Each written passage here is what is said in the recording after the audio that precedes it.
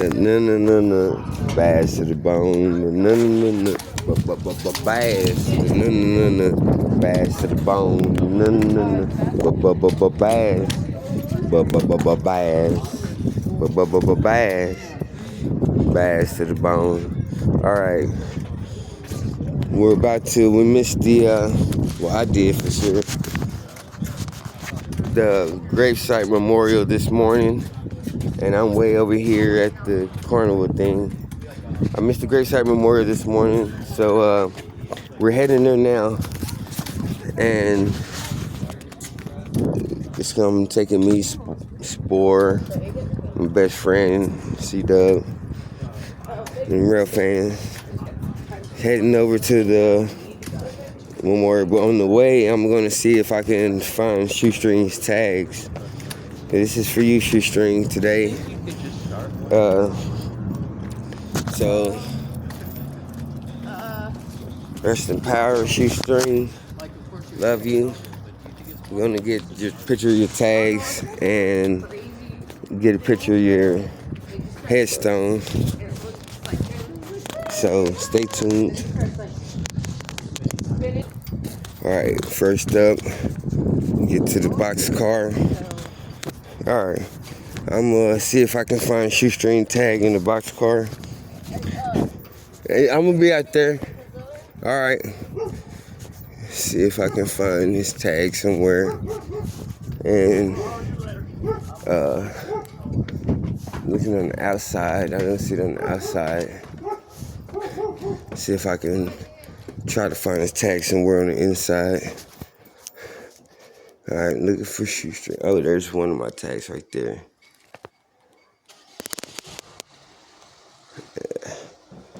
I accidentally tagged it twice. Okay, Shoestring.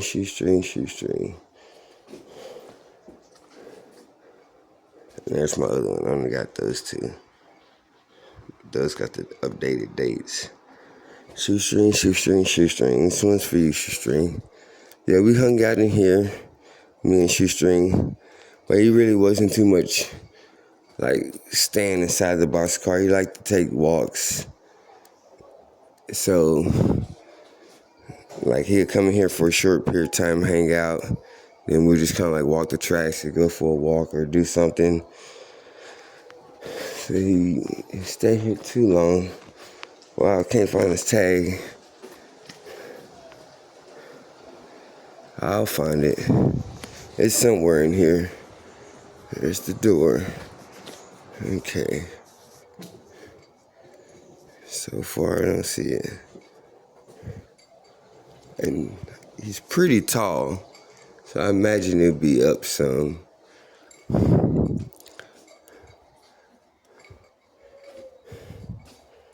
Damn, I feel like a bummer if I don't find it. Well, I'm recording, so somebody will probably see it on the video. I'm like, oh, it's right there. So, no, I don't see it yet. I thought it was going to be on this other side.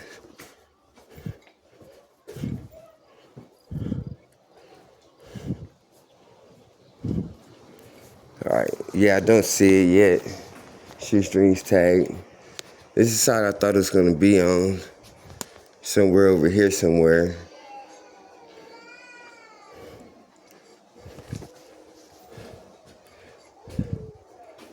Yeah, I thought it was going to be over here somewhere, but no, I don't see it. Alright. I do know where his tag is at in the pavilion, though, for sure. Oh, found it. Wow. Ha. Long video, but look, boom. Shoestring. Well, that took a minute. Alright. So, now I'm heading toward the pavilion. Now, when we were here, Shoestring, see where this orange tin is? That's where Shoestring put his tin at. Like right there. He posted up right there, and every morning he made this little special drink that only I know about. Nobody else on this whole place had a clue. Well, only me, because, you know, me and Shoestring was tight like that. And, so FTRA right there. Hey. Just kidding. Now I'm not sure the relationship that FTRA and Shoestring between they had probably wasn't a good one. However, Shoestring is my boy. Like he's a legend to me. Man, some badass pants you got on. Styling and profiling. I'm doing this little side memorial thing for Shoestring, recording his tags, and I'm finna go check out this site because I didn't get to earlier this morning. On, I have to come get some pictures. I'll get the big ass fucking machine guns out. No shit, I'm serious. All right, yeah, let's do that. Privacy, you know? All right, bet. All right, bet. All right, so I'm gonna find Shoestring tags, and this is where at 1:30 they're gonna hold a memorial here for Shoestring at 1:30 here, and his tag is somewhere. Let me see if I can find Shoestring's tag. It took a long time to find it in the boxcar. You find it though? Yeah, I found it. It was low. There's Jolly Roger. It was kind of low. I thought it was gonna be higher than what it was. I hope they didn't cover it up without those signs. There's like tags up here that I'm looking at, so I'm kind of staring up some. I believe it was over here, like somewhere up in here, huh? Oh no, there's one of his tags. You can barely see it right there, Shoestring. Yeah, there's one. He has another one. I think it's up some. It's more visual. That one's kind of faded out. It's been a while. All right, I guess I don't really see the other one. I think it's probably covered up. You know, I was looking up at the pillars. I believe I even signed in here one time and don't remember myself. So I guess that's not here. Next step is gonna be checking out his headstone. So yeah, I don't see his tags up right now. Okay, so here's the board. And I was like, Shoestring. There's the board right there for Hobo King candidates. I was like, Shoestring, you put your name on the board and I'm rooting for you, and anybody else put their name on the board, I'm gonna beat them up type shit. Not like that's how I'm gonna beat them up, but I just wanted Shoestring to win Hobo King so bad. And there's the Hobo Queen candidates. I was just saying how far you And so he put his name on the board, and at the last second, two other people put their. I'm finna start heading down there now. At the last second, two other people put their name on the board, and I was like, "Oh, Shoestring, you might have social anxiety or something when it comes to being in front of people, and I don't want him to blow it." There's Bodine tag. I see Bodine tag. To where like he might blow it on the speech or something. So I put my name on the board, and I was like, if I become Hobo King, if something was happening to me, you're Hobo King. You're like, and if you become Hobo King, if something happens to you, I'm Hobo King. So I kind of made him that deal. So I put my name on the board, and I just didn't want to see the Hobo King crown just go to anybody outside of me or Shoestring.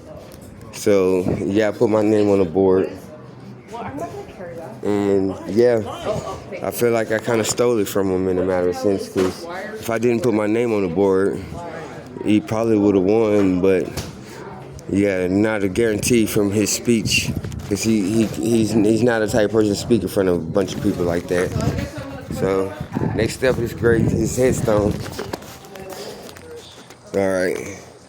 A little long video so far, so I might just put this on YouTube exclusive instead of my Facebook. Bad to the bone. This for only Shoestring. However, this down here is where I'm camped out, and further down is the graves where the headstones are, but this is where I'm camped out down here. And I'm about to go check out Shoestring's gravestone, so I'm not going to be here a while. Alright, here's the cemetery. It's a pretty good, decent sized cemetery. However, the bows are buried in the back. I only got 7% battery, and sometimes the phone cuts off around 5% whenever I'm using the camera. So hopefully I can get this last percent of my phone battery to get make it to Shoestring's Headstone, and whenever I get to his headstone, get a short video of it. All right, pretty much about to run out of battery. However, I ran into the bows. And tried to run. I'm gonna make it quick because Didn't make it. Police found him on the highway. I got to get the shoestrings. Today's about shoestring. Nowhere at night. And after this video, there's Tux. After this video, I'm gonna charge up my phone a little bit, and then now I'm gonna get a recording of his memorial service. So I'm gonna put his memorial service up. So these are all the bows. I'm sorry that I'm not getting a good video of them right now. I only got a little bit of battery. I'm getting straight to the point, keeping it as short as possible. However you go, here's Shoestring Headstone. Mark Nichols.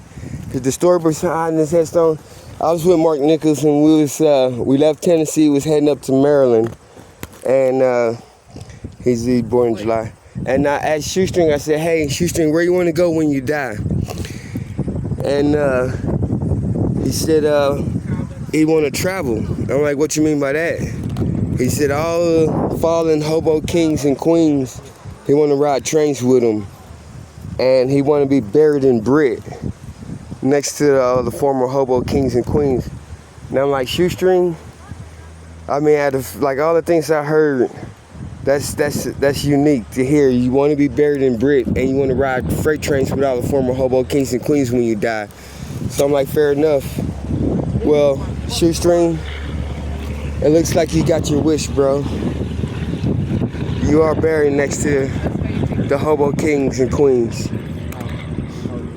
And I'm sure you're out there still riding with Bodine. You riding with Kai. You riding with Kyle. Kyle got a cigarette. Shoestring. You riding with some of the best.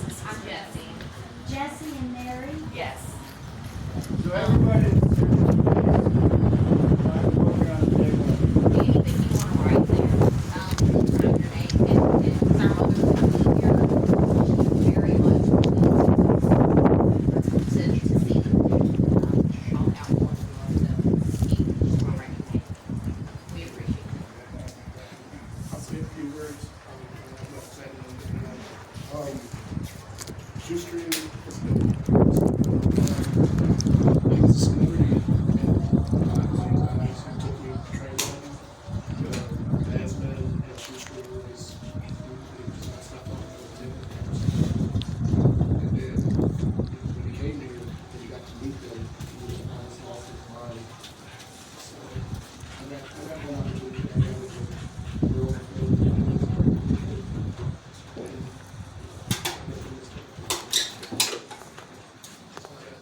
Thank you. Thank you.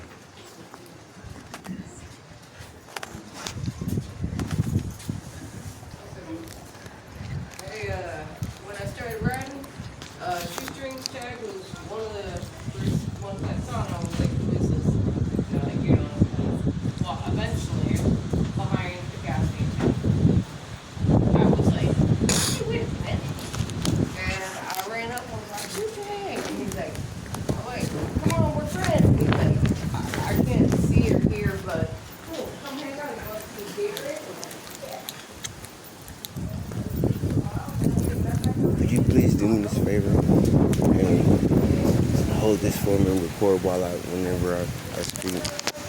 Oh shit, man. Oh shit.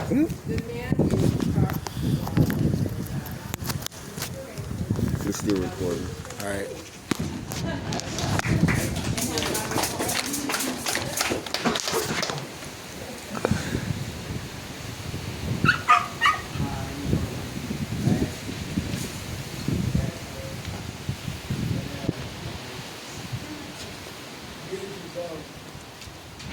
About 20 years ago,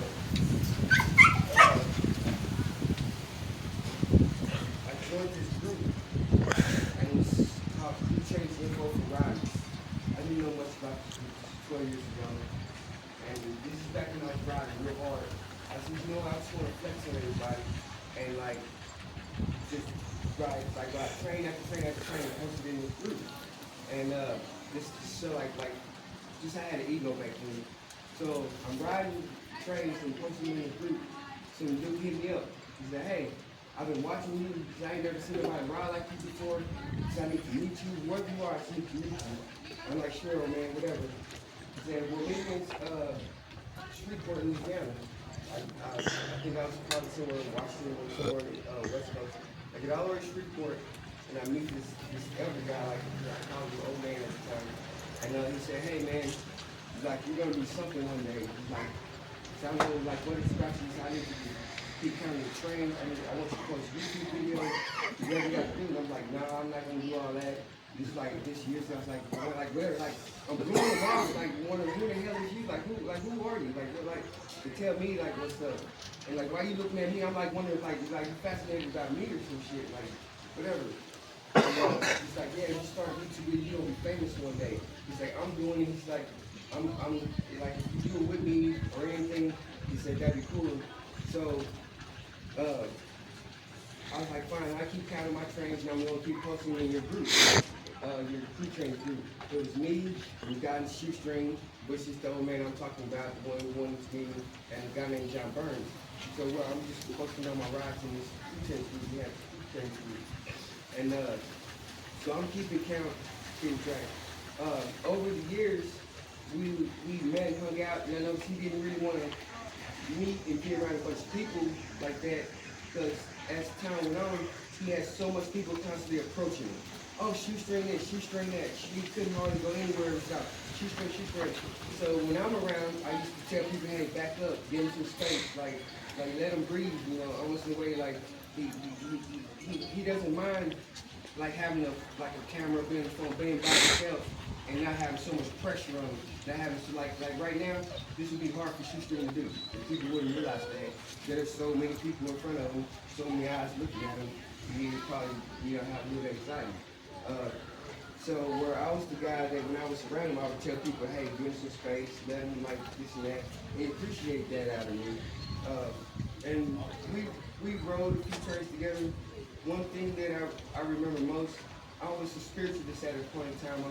I was spiritualist. So I used to ask everybody just one question. Hey, where do you think you're going to go when you die?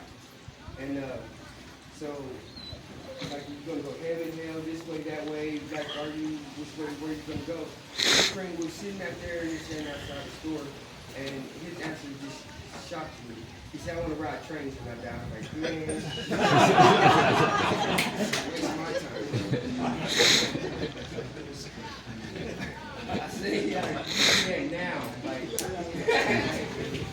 really. He said, no, but no. He said, I want to ride with all the former Hobo kids and queens.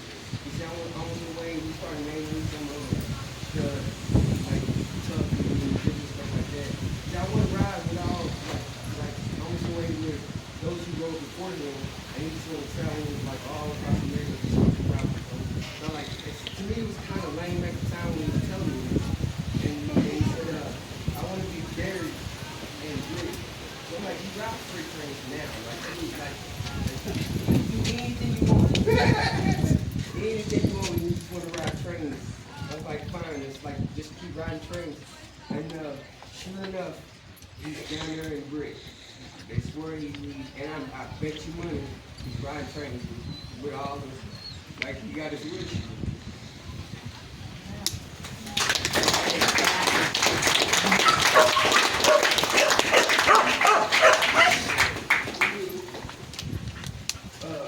One thing we feel relate on is we have social anxiety. Like me, I personally see myself or like I'm sometimes. So we shell up, and we shell up because it's our astrology sign. So we're like cancers, and we both can relate on it. So one day, we was at his apartment, and it was around Christmas time or so. And I go in his restroom, and I go to use the restroom. And I thought it was odd. I was like, what's this? I see my name on a little crack. And I was like, that's weird.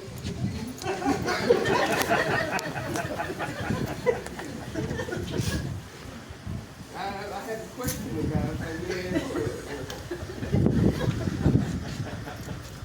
They're like, what's this? He's like, yeah, I got my crap bad. I'm like, why you do that for? Like, you're a cancer. And he was telling me about how, like, we can relate on things and on some way we name our astrology sign for it. If you don't know why we like that. Shut up. Yeah, his name is little crap bad. Young image right there, so thank you.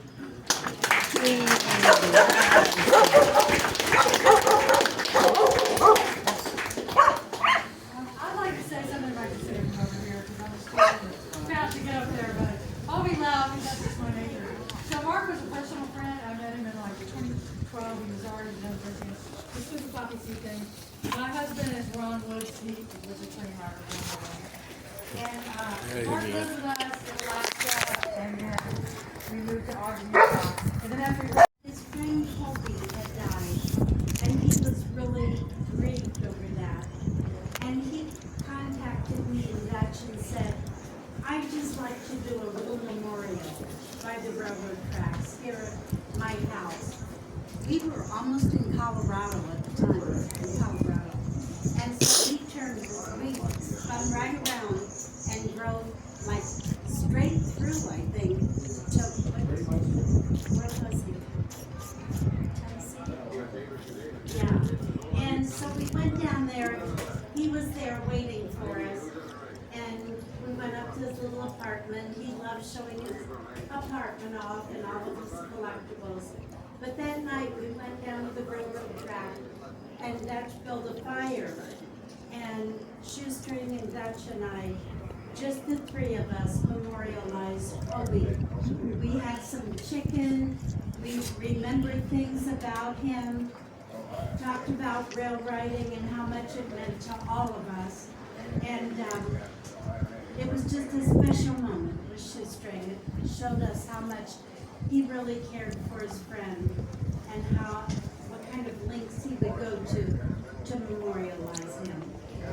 And about a month later, he sent me a package in the mail, and it had a package of like 5 different colored socks, just different colored socks, nice warm socks, because we'd been cold out at the fire that night. And, do you remember any more about that? Well, yeah, he gave us Oh my a gosh, whole yes. set of sheets that had trains all over them. Yeah, the pillowcases had trains and the sheets had trains. We still use them. He was always very thoughtful. Not just generic, like something he knew. and Colby was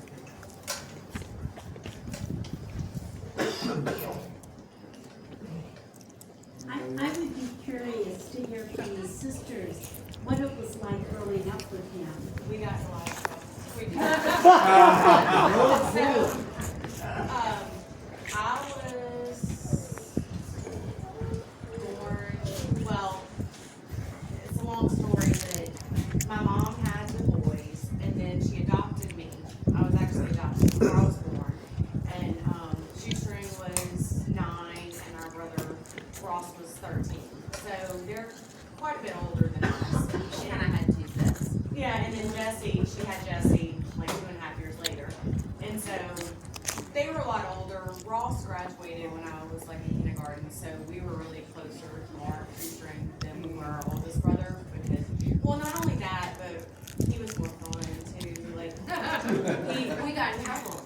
Yeah, me and Mark especially since I was older because I always took up for him when he would get in trouble and he would always have me doing something with him, like, that I was supposed to do and I always went along with it. And Jesse did too. I was the young, And then I we was would the end baby up fighting. who wanted to be included, the tag mom. Yes. Yes. But he used to get in trouble and he'd be outside and when he was a teenager, he was a handful and, he could be, he's a big kid even then at 17, 6 foot tall. So my mom would tell him, get out. And, tap him and he's going to you're not going to get in trouble. You're not going to get in trouble. So, and he would have us do things like I was telling him at the cemetery earlier, like have a contest, and the two of y'all need to go pear cactuses and see who can run through them fastest. And we would do it, and then sit and pick quills out of our feet because we were that. Yeah, we were just like whatever he wanted us to do, trekking through the woods. He was not the best babysitter, and then at all. And then it was always fun. He was always fun, and we always knew when he came to visit. Back in the even non-drinking days, other than recently. I mean, he didn't stay too long. He had to get out and go do a little quick trip somewhere. But my mom always knew, and he was always handy. And he would come and we'd get free cable for a little while. And he would always go, and then my mom would he knew how to go and hook up the cable, so me and Jesse would have cable for a little bit. And then my mom, he did refrigeration. At Arthur Stillwell in Port Arthur when he was in high school. It was like a trade school that he did along with your high school classes. So he was really handy. So if the washing machine was broke or whatever, he would fix it for mom when he would come. But you always had to ask him to do it the first 2 days. And by day 3, he was ready to go, and he'd be happy to go drop him off. And I dropped him off to one of Baton Rouge a few times. Dropped him off in St. Francisville. We picked him up or dropped him off in the street corner. We've driven all the way from Baton Rouge to South Dakota to Sioux Falls. So that was in 2002. To pick him up one time, he told us he kind of exaggerated some health issues. And so we thought it was an emergency and we needed to go and get it right away. So we rented a car and drove 24 hours with it, 27. like 30 by the time we got there. And he was fine, but wanted to know if he could catch a ride back to Baton Rouge. So he loaded up his apartment. It was like at this boarding house kind of thing there in Sioux Falls. Yeah. Loaded up everything in the back of the rental car, which already didn't have a house. Yes, it was the house. And then, and we brought him back here, and he stayed for a couple days, and he left again.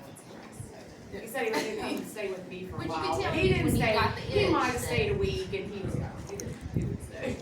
I remember when I was 7 or 8. I remember Mark was 11 years older than I was, so he was 18, right around then.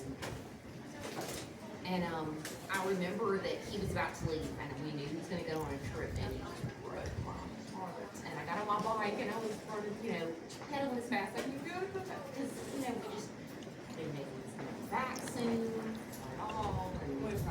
But he's accumulated all these amazing stories and lived a lot bigger of a life than I really have. So,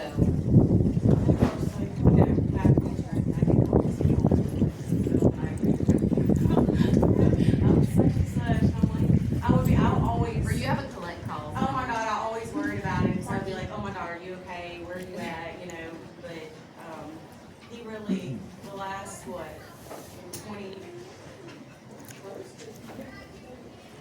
years, 10 to 15 years, he was very settled and happy and everything was really good for him. We were really happy about it. It was good I always loved my brother who was getting in trouble to his drinking days to whatever, but it was really nice to see him happy and settled and doing what he loved in a safer way. That made us feel better. Yeah, instead of like it was and so we knew he was saying he's got a place to go back to. Yeah, he's not perfect and everything was wonderful. I mean, it's really good. And we were actually planning to come visit. My mom can't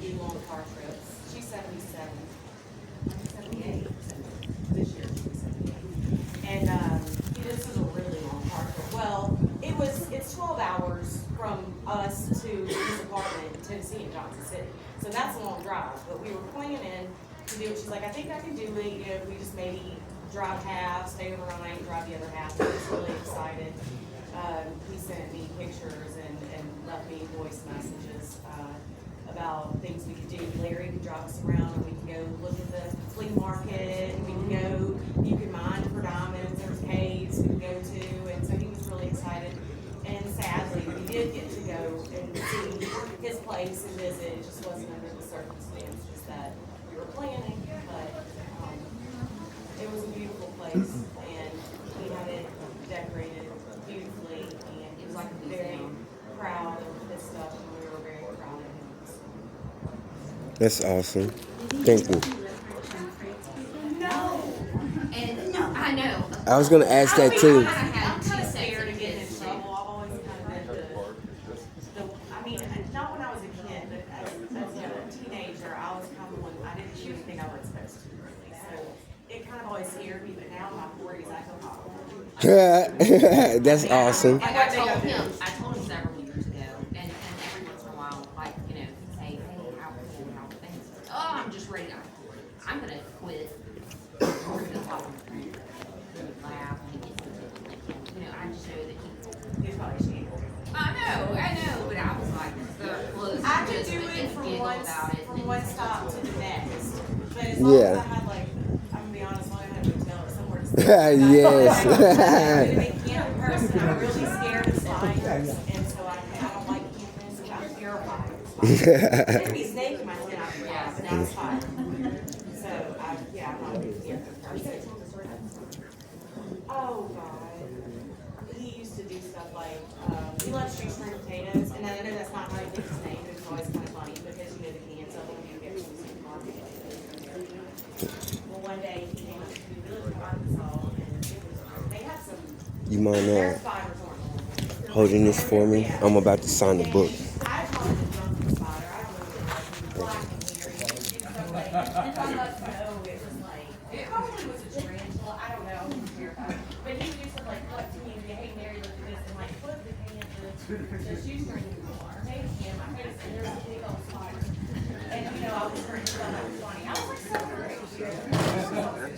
Or my daddy won't like, you know, I told me I grew up on trampoline, I'd be like, oh, it's going. I got social media, so it's hard for me to do much. It was stuff like that. I mean, we still did whatever he wanted us to do, so listen to him. And we did. I know. He could have been like, we're gonna go on the train, me and Jesse were like, okay. Are you a relative too? Jesse's not. Any other relatives besides the two? My mom is in, you know, just three of us. And what's your name? Ethan. This is my second oldest. But I kind of had two sets, like my mom did. I had 2 boys, and then waited 12 years. Our oldest brother is 16. And then Jesse.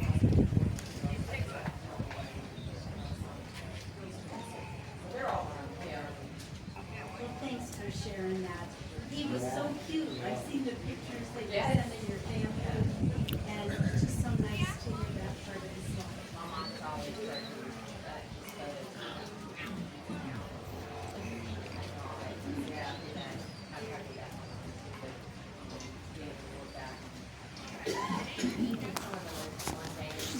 Riding around back in bicycle, you know, those old, like, back in the 80s, the little parking things, you could sit on the back of the bicycle. He'd ride me and Jesse around that. I'd go around next to him. Yeah, housing it. Probably bigger than that.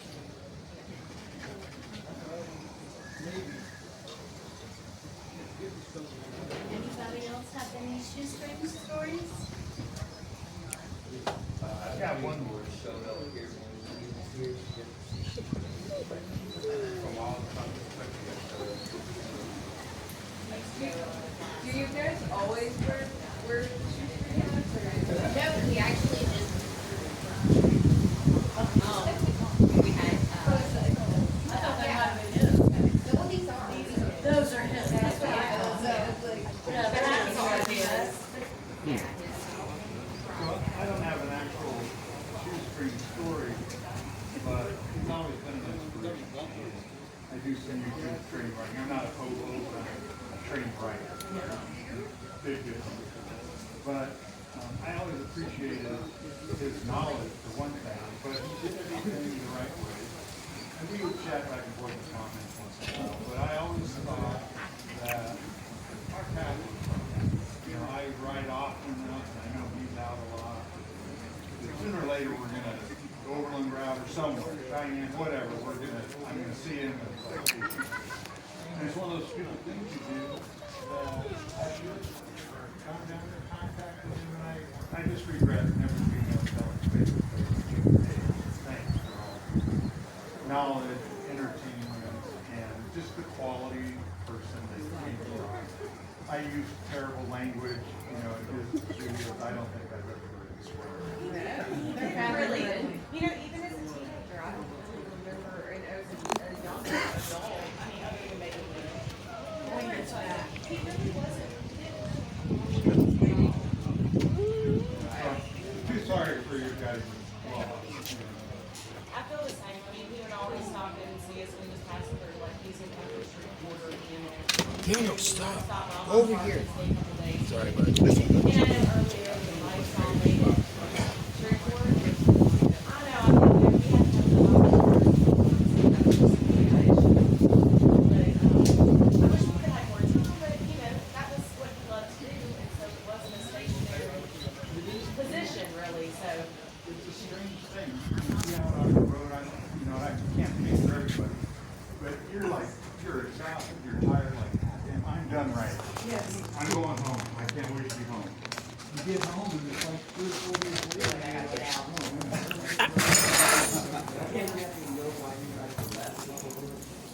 He loved it. We went there, he originally went there in '89 or '90. Yeah. Yeah. And then he lived there for a while and This is what he would go Yeah. there and get the 4 Son. different Yeah, I was about to say, Canada. Yeah. That's Shoestring signed this book for Shoestring. South Dakota, like he lived in Alaska. Let's stop this right here for a He also second. lived in Sioux Falls, so